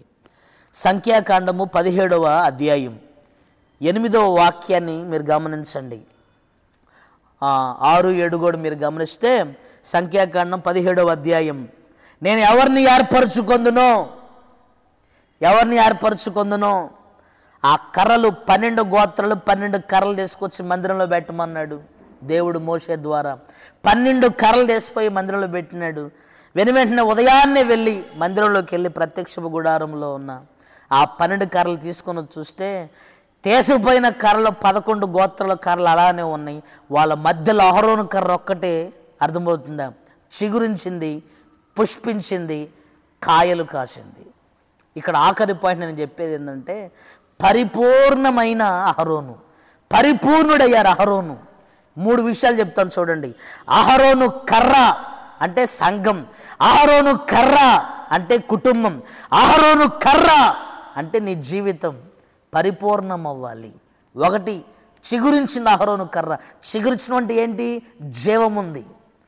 అహరోను సంఘములో, పరిచర్యలో జీవం ఉంది. ఈరోజు అనేకమైన సంఘాల్లో జీవం లేదు. పరిశుద్ధాత్మే ఒక జీవం కదా, వాక్యమే ఒక జీవము కదా. మీకు తెలుసు కదండి, యెహెజ్కేలు గ్రంథం 34వ అధ్యాయంలో ఎండిపోయిన ఎముకల లోయల్లోకి తీసుకొని పోయినాడండి నరపుత్రుడైన యెహెజ్కేలుని. చూడరా, అక్కడ ఎముకలు. ఇప్పుడు నరపుత్రుడైన యెహెజ్కేలుతో అంటున్నాడు, నా జీవాన్ని నామాన్ని ఉచ్చరించు. ఎప్పుడైతే జీవము కలిగిన యెహోవా నామం ఉచ్చరించాడో ఆ ఎండిపోయిన ఎముకలన్నిటికీ జీవము, రక్తము ప్రసరించబడింది. ఈరోజు చాలా సంఘాల్లో పరిశుద్ధాత్మ వాక్యం అనే జీవము లేదు, అందుకే పరిపూర్ణం అవ్వట్లేదు. అహరోను పరిచర్యలో పరిశుద్ధాత్మ జీవం ఉంది, వాక్యం అనే జీవం ఉంది. అందుకనే ఎఫెసీ 4:12 అర్థమవుతున్నా, దేవుని వాక్యము సజీవమై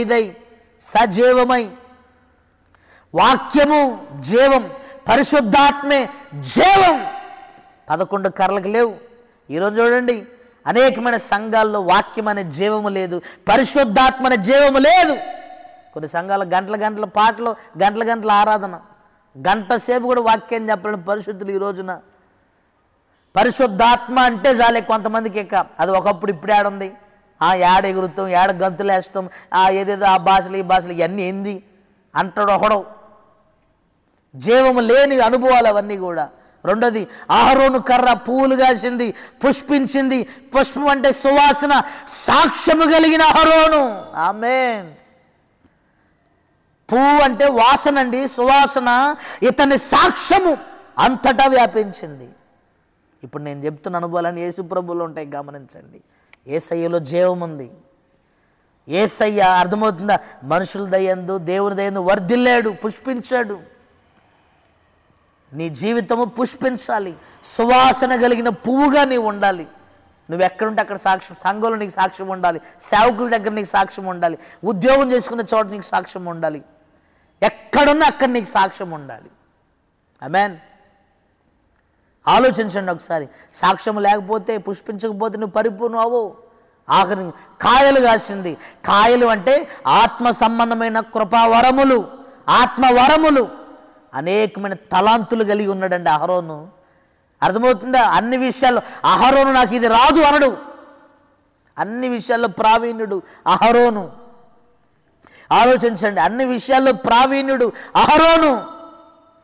మోషే దగ్గర రాసి పెట్టింది, అన్ని విషయములలో ప్రావీణ్యుడు అహరోను. అన్ని విషయములలో ప్రావీణ్యుడు. యేసు ప్రభు ప్రతి విషయంలో సంపూర్ణమైన వాడు. అహరోను కర్ర చిగురించింది అంటే జీవము కలిగిన అహరోను. అహరోను కర్ర పుష్పించింది అంటే సాక్ష్యము కలిగిన అహరోను.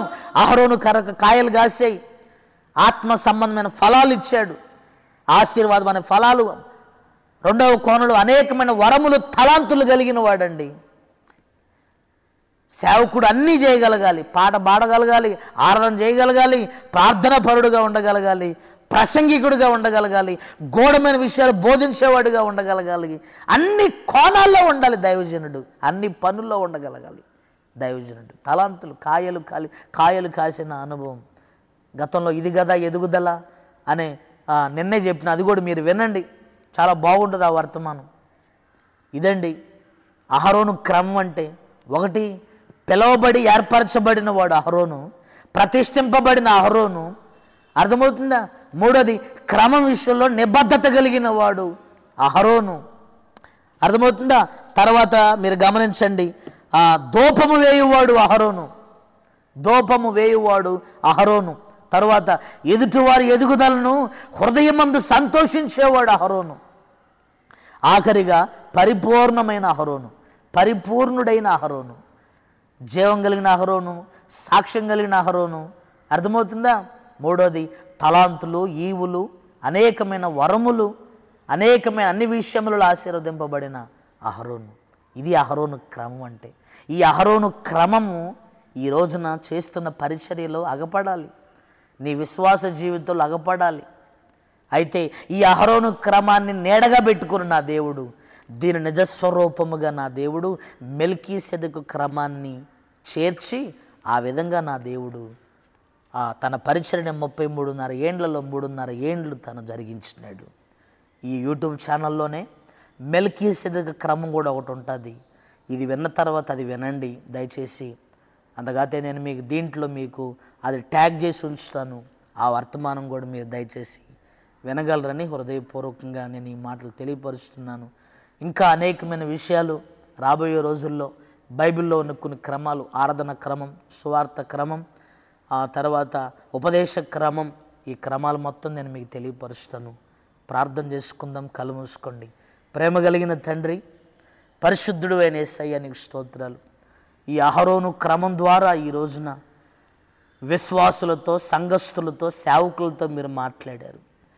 యేసు నామములో ఈ అహరోను క్రమములో ఈ రోజున సంఘాలు నిలిచి ఉండునుగాక. విశ్వాసులు కూడా ఈ విధంగా నడిపించబడుదురుగాక.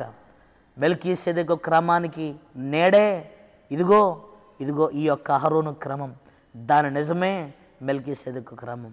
అనేకమైన విషయాలు రాబోయే రోజులు ఇంకా నీ బిడ్డలు తెలుసుకొని దాని ప్రకారంగా నడుచుకొని చివరి రోజుల్లో నీ రాకడికి సిద్ధపడినట్లుగా మీరు సహాయం చేయమని మహిమ, ఘనత, కీర్తి, ప్రభావములు నీకు ఆరోపిస్తూ నజరేయుడైన యేసుక్రీస్తు పరిశుద్ధమైన నామంలో హృదయపూర్వకంగా ప్రార్థన చేసి అడిగి వేడుకొంచున్నాను తండ్రి. ఆమేన్, ఆమేన్. అందరికి కూడా హృదయపూర్వకమైన వందనాలు. వాక్యాన్ని శ్రద్ధగా వినండి. ఏదైనా ఉంటే కనుక నా వాట్సాప్ నెంబర్ అక్కడ ఉందండి. మీరు ఏదైనా ఉన్న ప్రార్థన అవసరాలు, ఇంకా వాక్యానికి సంబంధించిన ఏదైనా విషయాలు, ప్రశ్నలు ఉన్నా కానీ ఆ వాట్సాప్లో మీరు మెసేజ్ చేయండి. తప్పక నేను మీకు స్పందిస్తాను. సర్వాధికారిని దేవుడు మిమ్మల్ని అన్ని విషయములలో మిమ్మల్ని ఆశీర్వదించి నిత్యరాజ్యానికి సిద్ధపరచునుగాక. అందరికీ వందనాలు.